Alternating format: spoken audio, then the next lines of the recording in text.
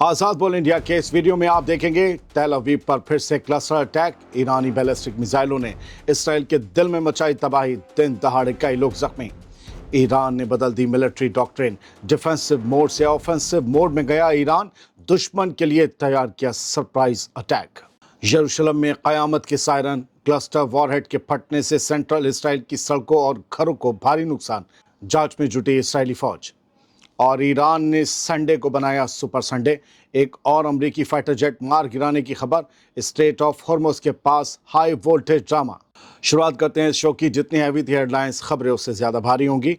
Iran ने Israel के दिल यानी तेल अवीव पर क्लस्टर बम से लैस बैलिस्टिक मिसाइलों से फिर से हमला कर दिया है, जिससे सेंट्रल इसराइल के कई इलाकों में भारी तबाही हुई है और तस्वीरें आपके सामने हैं। 22 मार्च 2026 की दोपहर हुई इस कार्रवाई में अब तक कम से कम 7 लोगों के सिर्फ जख्मी होने की तस्दीक हुई है, जिनमें से एक की हालत नाजुक बताई जा रही है। मारे गए हैं लोग, इसका आंकड़ा नहीं पता। खबर के मुताबिक ईरान की तरफ से दागी गई इन मिसाइलों ने हवा में ही बिखरकर छोटे छोटे बमों की शक्ल ले ली, जिससे तेल अवीव और इसके आसपास के कई ठिकानों पर एक साथ धमाके हुए। इस हमले में कई घरों और सड़कों को ज़बरदस्त नुकसान पहुंचा है। कई आगे भी तस्वीरें हैं जिससे आपको नुकसान का पैमाना पता चलेगा। सेंट्रल इसराइल और कब्जे वाले यरूशलेम में एक बार फिर हवाई हमलों के सायरन काफ़ी देर तक गूंजते रहे। इसराइली फौज इस बात की जांच कर रही है कि उनका air defence system in cluster warhead वाली मिसाइलों को रोकने में कैसे नाकाम रहा। आखिरकार बार बार इसराइल में धमाके कल से क्यों हो रहे हैं, एयर डिफेंस क्या कर रहा है। दोस्तों, ये हमला साफ पैगाम है कि ईरान अब इस जंग को इसराइल के हर घर तक पहुंचाने की ताकत रखता है। डोनाल्ड ट्रंप की 48 घंटे वाली धमकी के बीच इस तरह का खतरनाक हमला आग में घी डालने जैसा है। यकीन मानिए, ईरान ये घी बहुत सोच समझकर कैलकुलेटेड तरीके से डाल रहा है। अब जरा जंग के मैदान से आई ये बड़ी और ख़तरनाक शिफ्ट सुन लीजिए। जो अब तक डिफेंस में खेल रहा था, वो अब खुलकर अटैक मोड में आने का ऐलान कर रहा है। 22 मार्च की दोपहर को ईरानी मिसाइलों से इसराइल में मची तबाही की तस्वीरों के साथ ही इस बड़े बयान को सुनिए, आपको शायद ज़्यादा सही लगेगा। ईरान के खत्म अल अनबिया सेंट्रल हेडक्वार्टर्स के कमांडर अली अब्दुल्लाही ने ये साफ कहा है कि ईरान की मिलिट्री डॉक्ट्रिन अब डिफेंसिव नहीं रही, बल्कि पूरी तरह ऑफेंसिव हो चुकी है। अब हम बचाव नहीं करेंगे, अब हम अटैक करेंगे, यानी अब हम पहले अटैक करेंगे। उन्होंने कहा कि मैदान जंग में अब नई टैक्टिक्स लागू की जा रही हैं और ऐसे एडवांस हथियार लाए जा रहे हैं जो दुश्मन की पूरी कैलकुलेशन को बिगाड़ देंगे। ये 22 मार्च 2026 का बयान है, इसे पुराना मत समझिएगा। उनका दावा है कि दुश्मन को इनकी झलक अभी से मिलने लगी है नए हथियारों की, और आने वाले दिनों में और ज़्यादा सरप्राइज देखने को मिलेंगे। अब ज़रा इसका मतलब भी समझिए दोस्तों।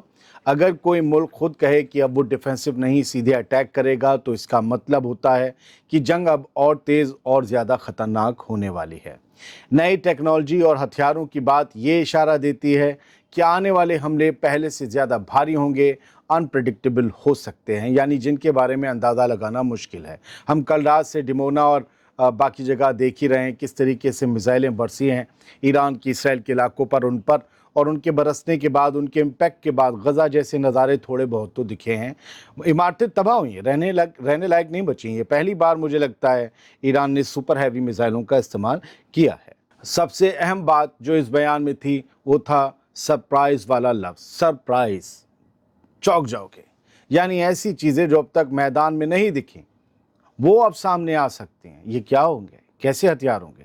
यानी अब सवाल यही कि क्या ईरान सच में जंग का खेल पलटने जा रहा है, या ये सिर्फ दबाव बनाने की, प्रेशर बनाने की एक बड़ी चाल है।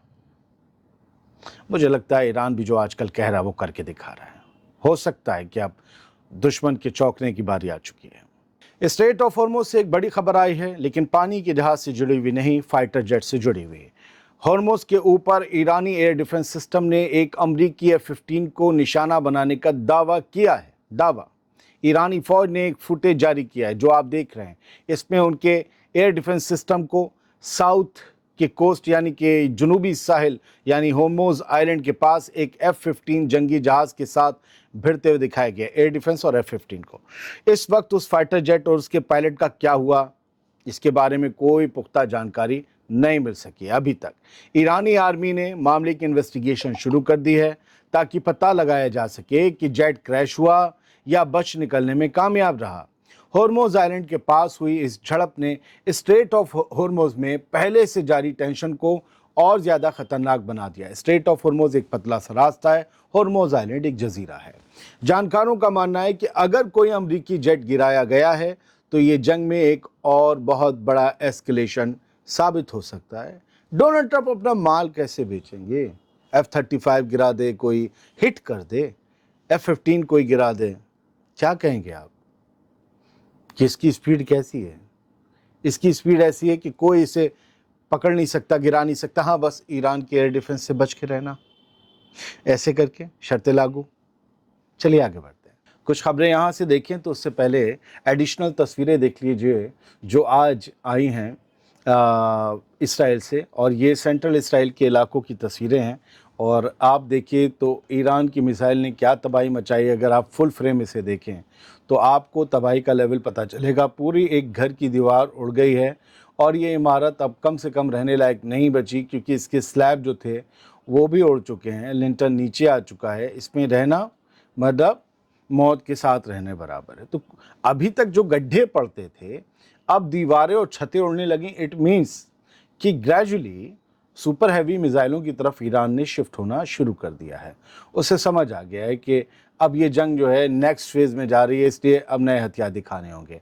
एक आप ये देख सकते हैं कि एक जो होता है ना, एक पुल होता है जो सड़क पर, उसको पार करते हुए जब लोग जा रहे थे तो वहाँ पीछे उनके एक आकर जो है वो मिसाइल गिर जाती है। फुट ओवर ब्रिज से ये नज़ारा दिखता है और फिर वहाँ पर उस ब्रिज पर भगदड़ मच जाती है। तो ये भी आज का एक इसराइल का नज़ारा था। लेकिन ऐसा नहीं है, मैं बार बार कहता हूँ कि सिर्फ ईरान हमले कर रहा है। ईरान में भी बड़े हमले हो रहे हैं और आज इस्फहान से जो तस्वीरें सामने आई हैं बहुत आप देख सकते हैं कि आपको इराक वॉर का नज़ारा कुछ कुछ याद आ जाएगा। यहाँ धुआं, वहाँ धुआं, फिर धुआं, फिर धुएँ के गुबार।